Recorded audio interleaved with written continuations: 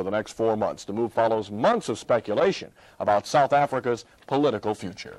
The political future of the Soviet Union and the United States topped the agenda today as Soviet leader Mikhail Gorbachev was interviewed by Time magazine.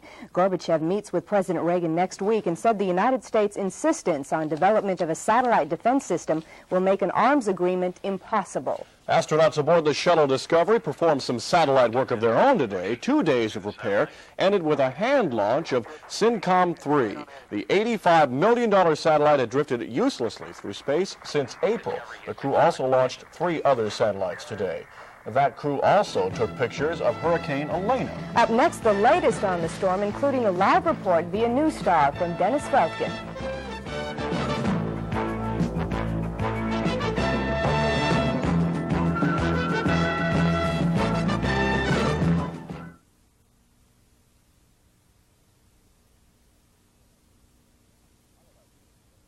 I don't know about you, but ragweed makes me crazy. I was not here earlier tonight. I could not stop sneezing, and it has been bad all week. I'm the same way, yeah. Looking at the reports, it has been really high. The ragweed, the pollen count has been very high and uncomfortable for a lot of us. So I'm looking for central air conditioning for my home. I'm looking for a deal. You want to sell me yours? No. Okay. I won't give it up.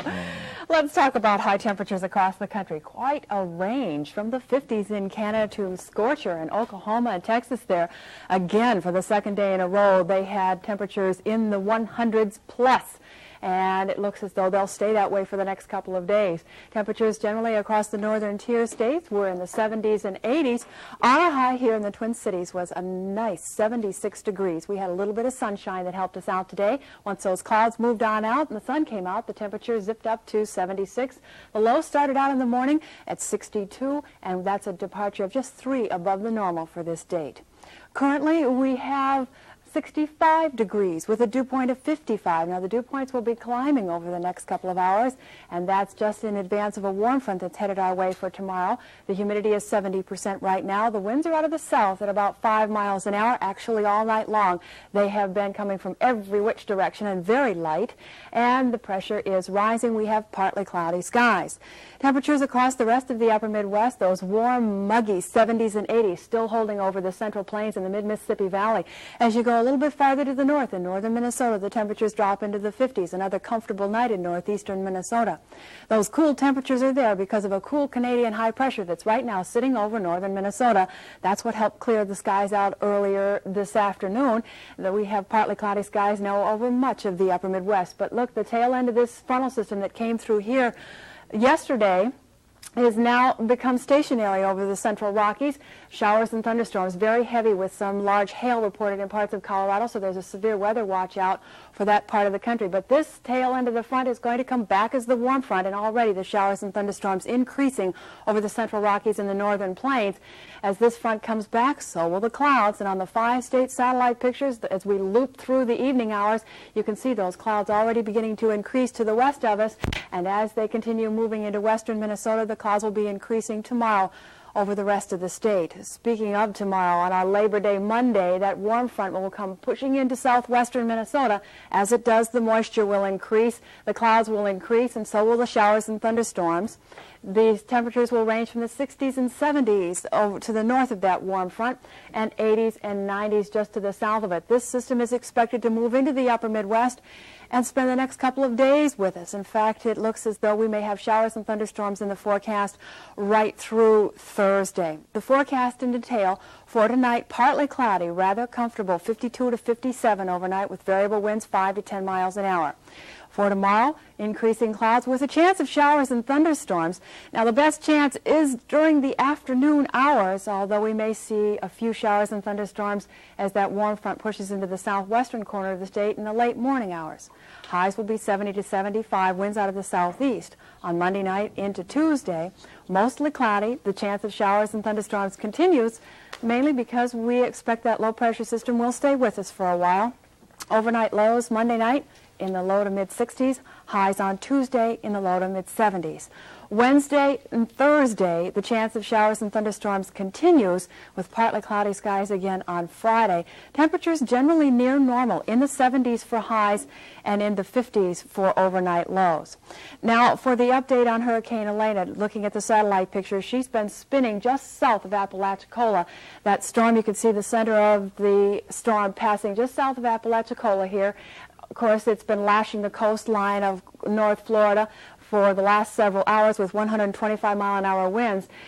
She is now 29.4 degrees north, 87.5 degrees west, with 125-mile-an-hour winds, still moving to the west-northwest at about 10 miles an hour. Only the last couple of hours looks like it may be taking a bit of a westerly direction. For that reason, they've extended the hurricane warnings a little bit farther to the west. The hurricane warnings now extend from Yankeetown, Florida, along the coastline there all the way to Grand Isle. And right now, we've had reports that Dennis Felkin is on his way to Pensacola this evening, and he has stopped off in Sneads. We'll see if we can't get that report for you. Pat? All right, we will have that in just a moment, as a matter of fact. That's right. Coming up, Dennis Felkin will have a live News Star report on Hurricane Elena. But still ahead, in sports, another pile of records at Canterbury Downs today, and Pete Rose piles up a couple more hits in his race for the all-time hit record. Rob Lear has it next on Eyewitness Sports.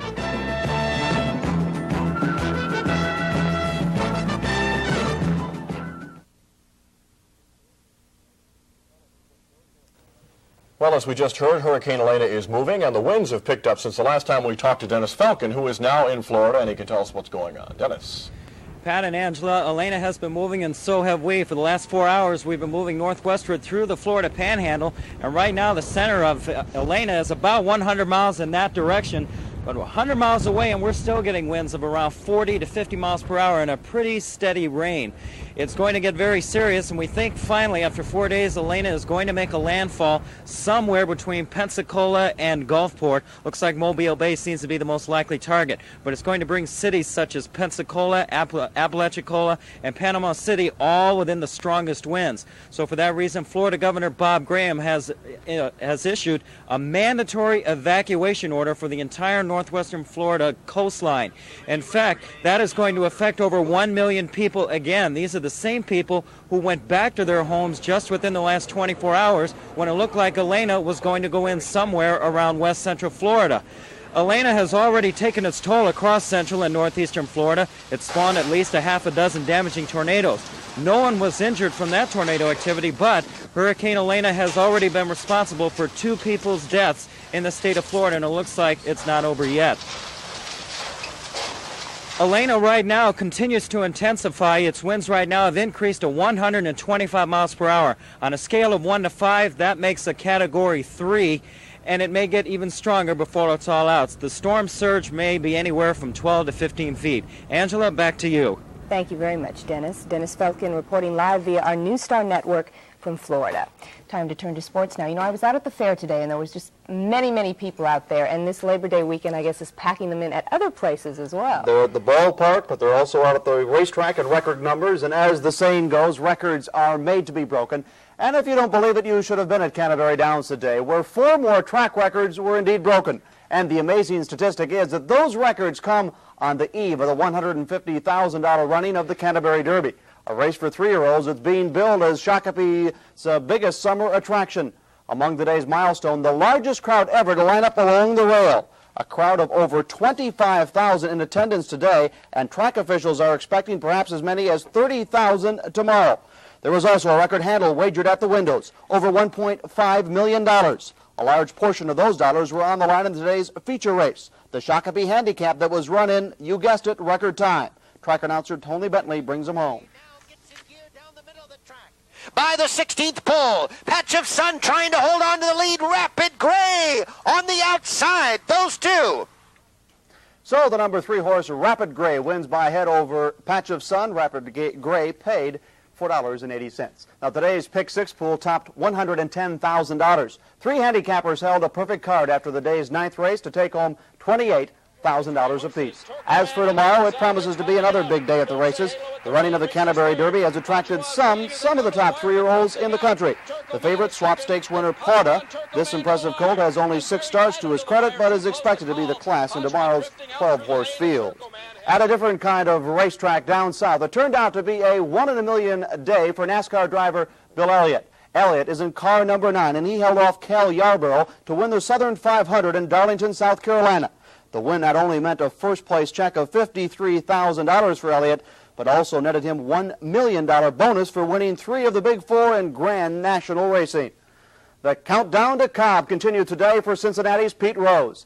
Pete banged out a couple of hits in the Reds' 3-2 win over Pittsburgh, and he's now within 6 of breaking Ty Cobb's all-time hit record.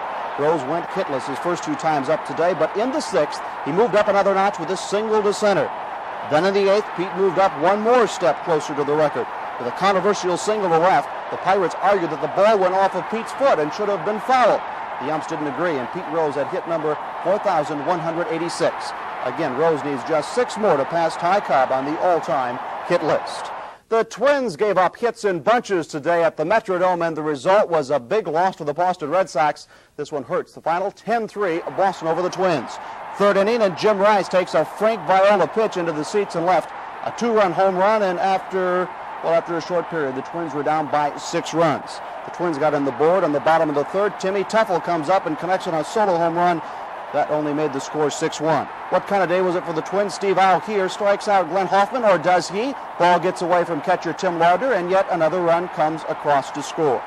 The Twins had one of those kind of days at the office. They gave up 16 hits, the pitching staff did, and they lost to Boston today 10-3. Other scores: Detroit beat Oakland 14-3. Seattle beat up on Baltimore 10-2. It was Cleveland over Milwaukee. Texas beat Kansas City. The race in the East tightens, as you see that Toronto lost, New York won, so the Yankees now within 4 games. The National League, a play you don't often see. Watch this as Mets pitcher Ed Lynch singles to right, wrong. Joe Youngblood comes up throwing. He's out at first.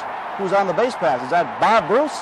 The guy is slow. Mets did win the game, though, because Keith Hernandez belted this 2-run homer in the 9th. Mets over the Giants today 4-3. National side elsewhere, we saw Cincinnati beat Pittsburgh, and it was St. Louis shutting out Houston.